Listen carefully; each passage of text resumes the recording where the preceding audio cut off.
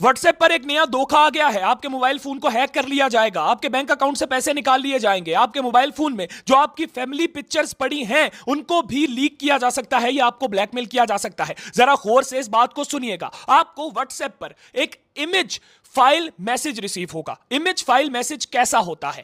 ایسا ہوتا ہے, آپ کو اگر ان نون یعنی کہ کوئی ایسا بندہ جس کو آپ نہیں جانتے اور جس کا نمبر آپ کے موبائل فون میں سیو نہیں ہے, کوئی ایسا میسج بھیجتا ہے تو آپ نے کیا کرنا ہے؟ آپ نے اس میسج کو نہیں کھولنا. کیوں؟ کیونکہ جب آپ اس میسج کو کھولیں گے تو پہلے وہ میسج آپ کے موبائل فون میں ڈاؤن لوڈ ہوگا.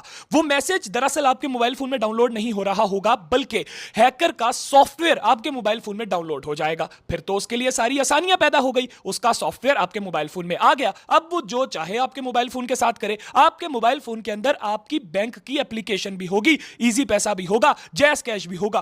وہ سارے اکاؤنٹس کو ہیک بھی کر سکتا ہے اور آپ کے موبائل فون سے سارے پیسے نکال بھی سکتا ہے. آپ کے سوشل میڈیا اکاؤنٹس کو ہیک کر سکتا ہے, آپ کے واٹس ایپ کو ہیک کر سکتا ہے. آپ نے اس سے بچنا کیسے ہے؟ بچنے کے لیے کچھ سٹیپس ہیں, وہ یاد رکھیے گا. سب سے پہلے واٹس ایپ کی سیٹنگز میں جائیں اور آٹو ڈاؤن لوڈ کے آپشن کو آف کر دیں. یہ کیا ہوتا ہے؟ آٹو ڈاؤن لوڈ آپشن یہ ہوتا ہے کہ مطلب جب آپ کو کسی نے یہ میسج بھیجا تو یہ آٹومیٹکلی آپ کے موبائل فون میں ڈاؤن لوڈ نہ ہو جائے. تو آپ نے سیٹنگز میں جانا ہے اور اس آپشن کو آف کر دینا ہے.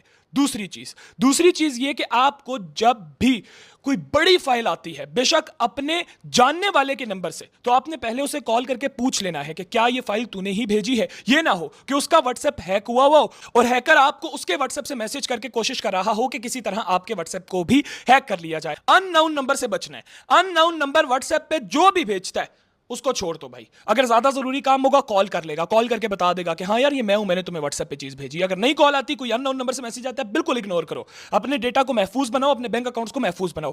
چوتھے نمبر پہ آپ نے یہ کرنا ہے کہ اس ویڈیو کو اپنے پیاروں کے ساتھ شیئر کرنا ہے تاکہ ہم پاکستانیوں کو اس دھوکے سے بچا سکیں. خدا را ان چیزوں کو سیریس لیا کریں کیونکہ